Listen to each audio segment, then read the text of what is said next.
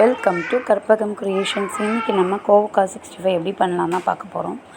அதுக்கு நம்ம நல்லா இந்த கோவக்காவை நல்லா கழுவி எடுத்துக்கோங்க.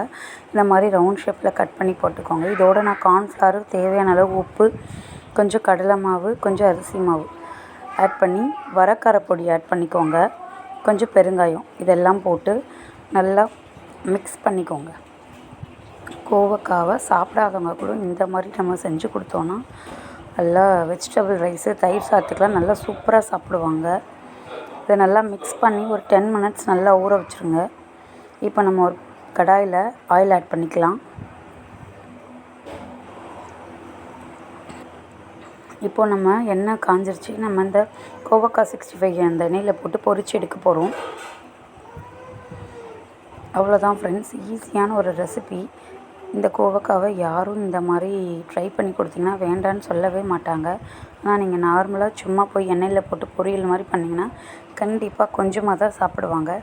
இது நீங்கள் எவ்வளோ வச்சாலும் சாப்பிட்டு காலி பண்ணிடுவாங்க. நீங்களும் வீட்டில் இந்த மாதிரி நிஜமாகவே ட்ரை பண்ணி பாருங்கள். இது ஒரு ஹெல்த்தியான சைட் டிஷ் ரெசிபி.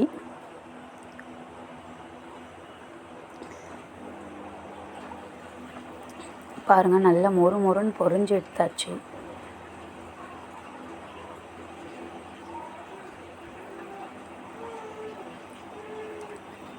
இப்போ நம்ம இதை பிளேட்டில் எடுத்து வைக்க போகிறோம்.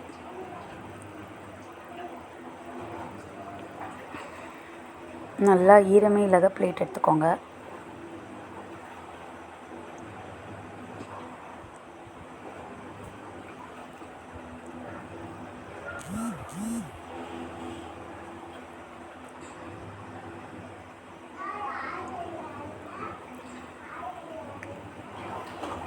அவ்வளோதான், ஃப்ரை ஃபுல்லாக பண்ணி முடிச்சிட்டேன்.